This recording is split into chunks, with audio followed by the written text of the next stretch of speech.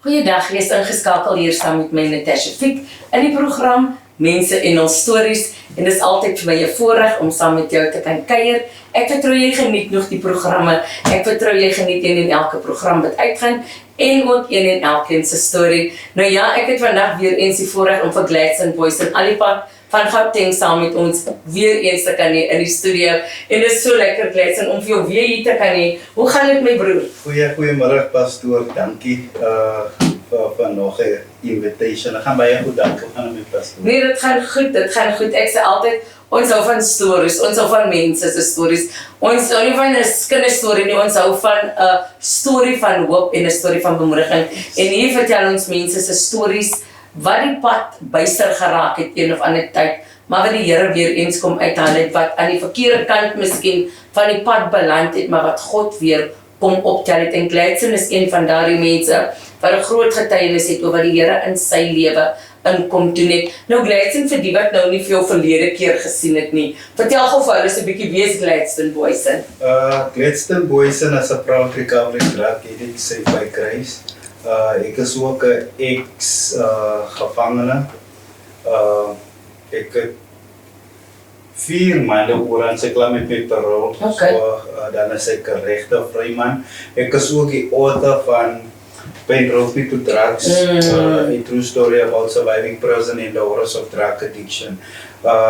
Maar ek druk hard op saved by grace. Ja. Because grace means something different. Ja. En dan sê jy jy's 'n proud recovering drug addict.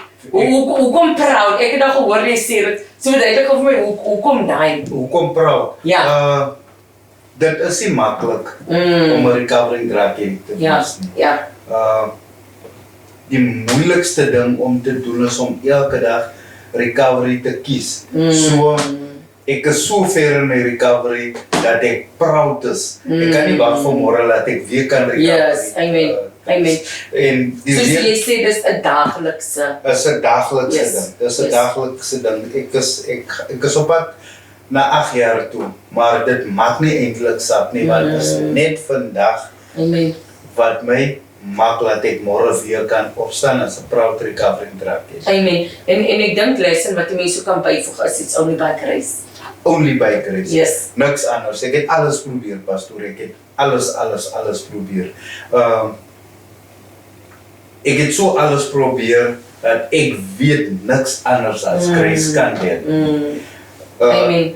For different mense beteken dit iets different. Ja. Vir my is dit grace, want ek moes my addiction vat en dit op God se tafel plaas en in plaas van dit ek moes wegloop met God se grace. Yes. So as dit ek het dit daar gaan swap. Ek soek nie weer die nie, wat gee my die. Ja. So grace is die enigste ding wat my sê nou. Ja. Grace is die enigste ding wat ek proudly mee kan bring. Want as ek nie grace het nie, het ek nie my recovery nie. Ja. Dan is ek niemand nie. Ja, en dit is so waar wat jy sê, Gladstone, ek het vandag met iemand gesels, en ek gesels met hierdie persoon en ek sê van, die lied van CeCe Winans wat sê, it wasn't easy, but it was worth it.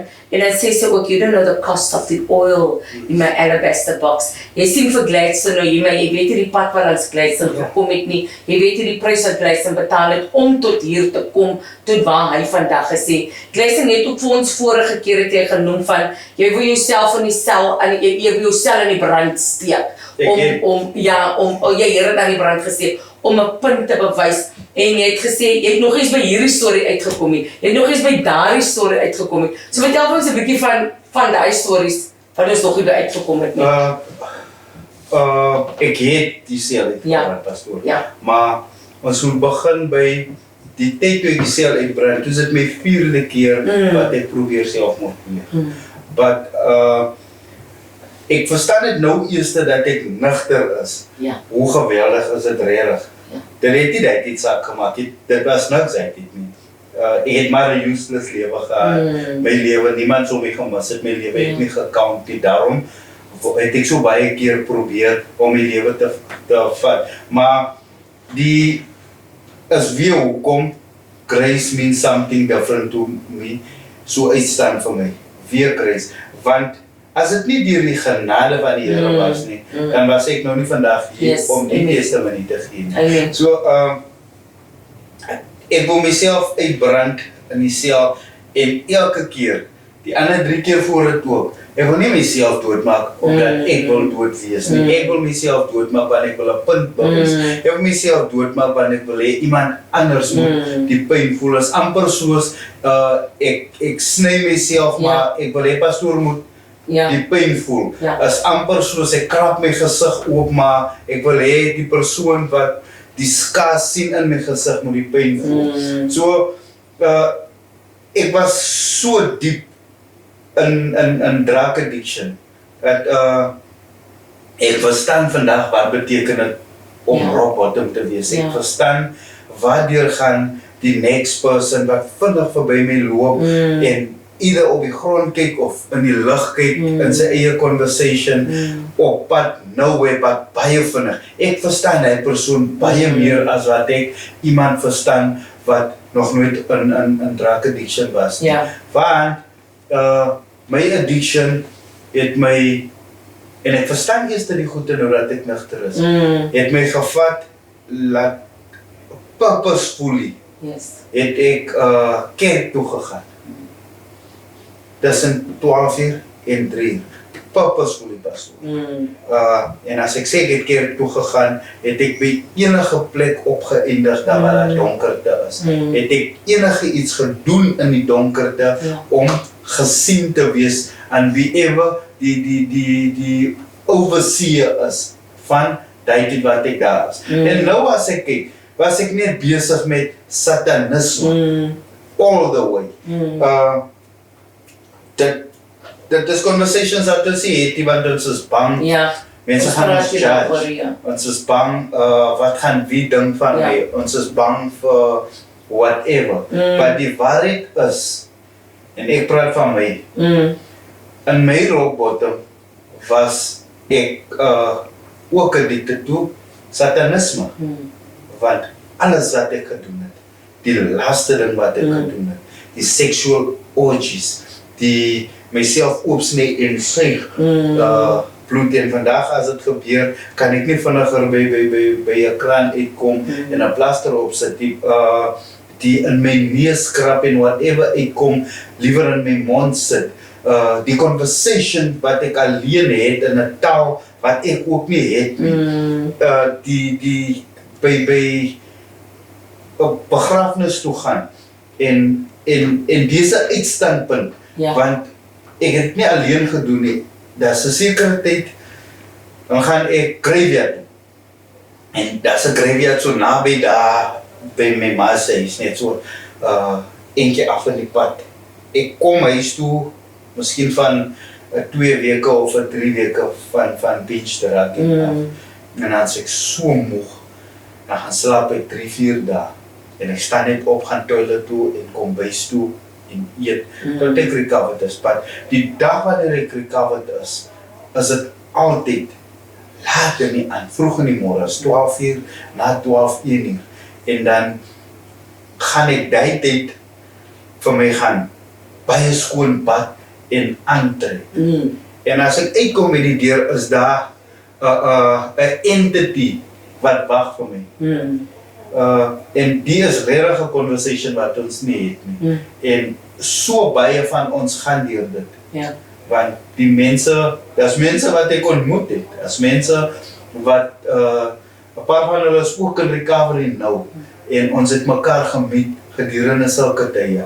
Dan kom ek uit en dan is die entity, dit is so overwhelming pastoor, as ek uitkom by die deur, ek is so bang en geskrik, en dan follow ek net, en dan volg ek met, as die meisie, dan meet ek die meisie, en sy gesels met dieselfde meisie elke keer. Dieselfde meisie elke keer, dan gaan ons begrafplaas toe, want nou, by die begrafplaas gaan niemand ons plan nie, die is die argument wat ons het. Ek sê dit so, en ek sê dit so dat iemand dit moet hoor, ek sê dit so dat iemand moet weet, ek weet, en nie net ek weet, mense weet. Die donkerte maak provision. ek tel drugs op. As ons by die graf kom, daar is altyd drugs, daar's drank, dit klink baie unreal, dit klink so, die moet nou 'n opgemaakte storie is, laat die storie kan voorkom. Nee, dit is 'n reality, ander dag moet ek gaan roof, moet ek 'n gun vat en 'n kar klim en winkels gaan roof, karre gaan steel en karre gaan roof, but die spesifieke daar pastoor, is daar provision van drugs. Ek kan nie sê van waar kom ons. Soos ons mense, but daar's active drug addicts wat kan attest to dit. Jy loop en dan tel jy drugs op. By 'n plek waar al die drug addicts loop daar verby en 'n drug addict kyk niks. Hy mis niks nie. Ons loop en kyk op die grond pastoor. Ons soek iets wat nog moet val. Ek maak klaar plan om dit op te tel. Voor dit nog gaan val. Voor dit val. So, die donkerte maak provision vir dit. Die enigste ding wat my weghou van my birthright af, is my drug addiction. Want my birthright kan my niks physically gee. En my birthright moet ek voorwag. Iemand moet eers sterwe voor ek my inheritance kry. En God maak nie sin wanneer jy addicted is. Maar the powerful God that I know, daar is ook moments, soos ek het nou die moment van donkerte, maar daar is ook moments wanneer in the state of being high, is the only conversation about God. Van ons, of die groep, dat het sulke diep conversation dat jy kan nie glo wanneer ons uit het. We're talking about God right now. So wat jy sê is dat in the midst of the darkness, God was still there. Dis light. Ek verstaan dit nou, soos ek sê, ek verstaan baie goed nou eerste beter. Ek verstaan nou eerste. Ek het nie geweet, ek het die Here geblame. Ek het my ma geblame, ek het my broer geblame. Enige iemand wat openlik bekeer of geheg was aan Jesus, het ek geblameer. Wat bid julle? Wat kan julle? Look at me, kyk waar is ek nou. So ek moes eers ligter word voordat ek understanding kon extract from this. So ek verstaan nou eerste pastoor, God allows you to be you. Solank jy weet, He is here. He is behind you. As dieselfde soos 'n moeder, ek dink 'n pastoor kan ook attest aan dit. Daar is tye wanneer die kind nie daarna toe moet gaan nie. En jy kan skree en sê en wat doen en dit gaan afblokkeer. Hy gaan ompad loop of hy gaan dop in die huis sê, but die kind wil daar uitkom. En gewoonlik wil ek daar uitkom want ek weet iemand kyk wat nie wil ek moet daarna toe gaan nie. So ek verstaan dit nou eers, die Here is al die tyd daar. Hy laat my net toe om ek te wees. Tot wanneer ek gaan besef dat ek kan nie. My life is unmanageable without him. Toe wanneer jy op hy punt en op hy plek kom wat jy besef, maar soos jy gesê het, rock bottom wat jy besef, maar ek kan nie meer op my eie klaar kom nie, Here, ek het U nou nodig. En dis die tyd wat ons moet uitroep. Weet jy, luister, jy het iets genoem en dit was wat vir my so uitgestaan het. Jy sê jy stap in die pad in en jy verstaan die een wat in die grond kyk of in die lig opkyk of iets soos dat jy verstaan die drug addict. Wat gaan jy jou kop altyd as jy 'n drug addict langs die pad sien? As jy op dat punt of op 'n plek wat jy vorm, soos iemand sal sê met 'n ysterslat totdat hy luister of wat hierdie Bybel of wil jy om net bekeer, wat gaan aan in jou kop wanneer jy so iemand sien? Al in watter state is die drug addict, het hy choice in sy kop. Ongelukkig is die choice ge-umbrella. Hy kan nie maklik by choice uitkom. But in ons almal se lewens is daar altyd 'n klein venstertjie wat kom van hoop. Altyd is daai klein venstertjie. Mense blameer ons jy hou vir jou beter as ons, jy loop nou verby my, jy praat nie met my nie. Daar is sekere rock bottom drug addicts, daar is lolly lounges wat ek naartoe gaan en sonder om enige iets te bereik, ek gaan net om te gaan sit en in die conversation te wees en hulle te remind, ja, sien julle waar julle nou, kyk waar ek nou, ek kan ook hier so wees. Die sterk, die krag in die probleem is net hoe meer jy iemand forceer om reg te kom, hoe meer gaan hulle jou wys, ek gaan nie dit doen wat jy wil hê. So die duiwel, hy provide al die antwoorde pastoor. So as ek kom met 'n intelligent conversation van hoekom iemand moet drugs los en dan het hy persoon 'n lys aan intelligent answers hoekom hy nie wil nie. Anders word kwaad en jy sien die duiwel in hulle. Jy gaan nie vir my sê nie. En is dit dan nie dieselfde persoon wat ek 3 weke gelede gekry het wat kom hy het verhoud nie. So daar is mense wat ek weet wat hy weet waar is jy. Hy weet. As net jy kan nou niks doen vir hom. Yes. Ja. Hy moet self by punt kom. Hy moet.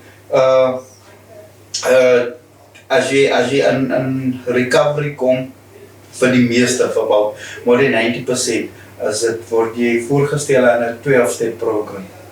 Vir my is dit is die naaste wat jy kom aan die Bybel, aan God. So die 12-step program, program leer jou, step 1 is jy moet sê, ek is powerless. Yes. My addiction is sterker as Yes. ek. Is net soos bekering. Ek Yes. moet sê. Yes.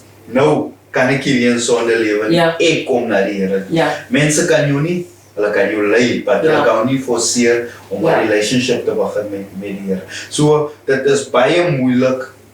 Dit is die moeilikste ding. Daarom doen ons wat ons doen. Ons probeer net om die boodskap daar te kry. Ons probeer net hoe meer en meer mense moet hoor van hoe kan jy sober word.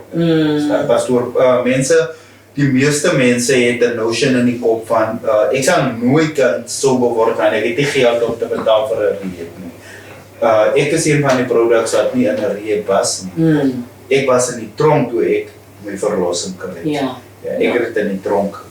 So mense En wat so hartseer is net Gladson is dat jy sê jy het nou jou verlossing in die tronk gekry en is amper soos met gangsterisme wat hulle ook sê, daar's een hek in en een hek uit asof die dood of die graf wat ons skei. En ek dink dit kom ook amper te neer op dit wat jy ook nou sê van wat dwelms ook eintlik maak in 'n mens. Is dieselfde. Daar's een way in en een way uit. Maar op die einde van die dag is dit Jesus wanneer hy een weg in is en een weg uit is. Dit is soos gangsterisme. Ja. Dit is soos gangsterisme.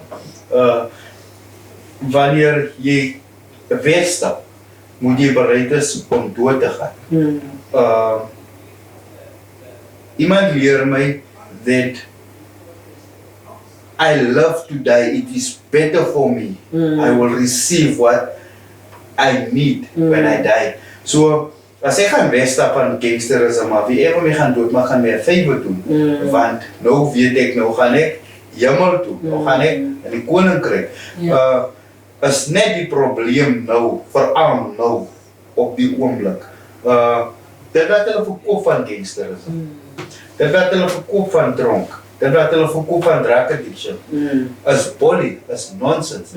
Is net iets om meer kinders, jong kinders, trek te kry. Ja. Just imagine, pastoor, wanneer ek my TikTok opmaak of op Facebook gaan of WhatsApp statuses sien of op YouTube, is daar mense wat praat van hosh en nommer en whatever. Daar is 'n kind, daar is 'n jong Gladstone wat nie 'n identity het. Daar is 'n jong Gladstone wat sense of belonging soek. Hy liet en aanvaarding soek. En dan is die tronktaal so lekker dat hy is gaan doen om tronk toe te gaan, only to find as hy in die tronk kom, wow. Hulle het my net gesê of gewys die mooi gedeelte. Ja. So is baie hartseer. Is hartseer om groot mense te sien. As die tronk so glamorous is, hoekom as jy uit die tronk het en jy maak dat die tronk so glamorous voorkom? Ja. Dit is dieselfde met drugs. As ek nigter is, hoekom bou ek 'n altaar van drugs as ek nie op by altaar staan nie? Ja. Hoekom sal ek wil hê unsuspecting mense moet na 'n plek toe gaan waar ek nie is nie? Ja. Hoekom sal ek die mense sê van 'n Jesus wat ek nie ken nie? Verstaan, pastoor? Ja. So, vir my, daai is 'n hartseer, baie hartseer storie. As ek vir elke kind kan iets sê vandag, vir al seuns, nie net seuns, maar vir al seuns, is alles wat jy doen, bly weg van enige situasie af, wat jou daar tronk kan stuur. Ja. Tronk het my geskaad. Die tronk het my, die heel eerste keer wat ek tronk toe gaan, het ek as 'n onskuldige mannetjie tronk toe gegaan. En hoeveel oud is jy daar Gladson? Jou eerste keer toe jy tronk toe gaan? My eerste keer, ek was 19. Die heel eerste keer, ek was 19. En ek het vir 7 dae gelê in 'n waiting trial. En ek vind 20 jaar later uit dat ek het, daai was my scarring moment was daai tyd.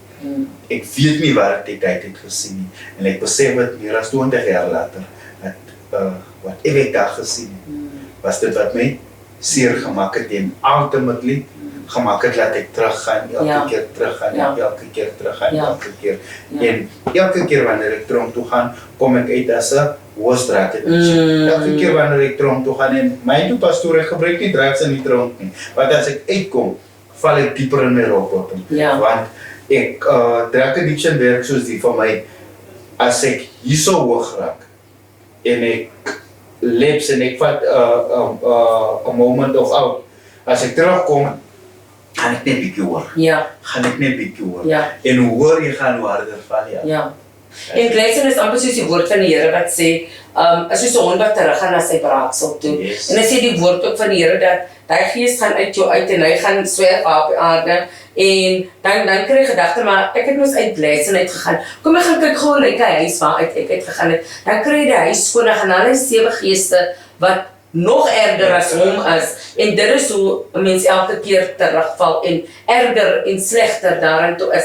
En wat so die hartseerste is van alles is dat baie keer verstaan ons mense nie dit nie, baie keer verstaan ons jong mense nie dit nie, dat wanneer jy relapse en jy val elke keer terug, dan val jy elke keer erger en slegter daarin toe, en dan is dit ook altyd harder vir jou om daar uit te kom, as ek reg Gladson, dan is dit altyd harder vir jou om daar uit te kom. Dit is die maklikste ding om te doen, is om drugs te los, wanneer ek drugs los ek dit in my kop heel eerste, ek besluit oor dit. Die moeilikste ding om te doen, is om elke dag te kies, om nie drugs te gebruik. So imagine, ek het vir 3 weke uitgehou dieselfde choice elke dag gemaak. En hoe meer ek dieselfde choice maak, hoe moeiliker raak die attacks elke dag. So just imagine, as ek teruggaan, moet ek, as ek terugkom by die community, by die society, moet ek vir hulle wys, ek is een van julle, in fact, ek is sterker as julle, gee my nog laat ek val. En dit is, ons het alweer amper op die einde gekom van mense en ons stories. En Gladson, ons gaan weer gesels met Gladson, ons is nog nie klaar nie. Ons is besig om te gesels oor sy boek Pain Drove Me to Drugs. En daar is 'n pyn wat een en elkeen dryf om te doen dit wat hy doen. Pyn dryf jou na dwelms, pyn dryf jou na seks, pyn dryf jou na alkoholisme, pyn dryf jou na pornografie, pyn dryf jou na iets. En soos ons vorige keer gesê, baie kere dan oordeel ons daai persoon, ons weet nie waar daai persoon gegaan het nie, deur watter pyn daai persoon gegaan het nie, en van die pyn waarvan hy weghardloop nie. So baie dankie Gladson dat jy weer eens op tyd afgestaan het, om saam met ons te kon gesels het. Onthou jy kan vir Gladson kontak, al sy besonderhede gaan ons onderaan die skerm sit.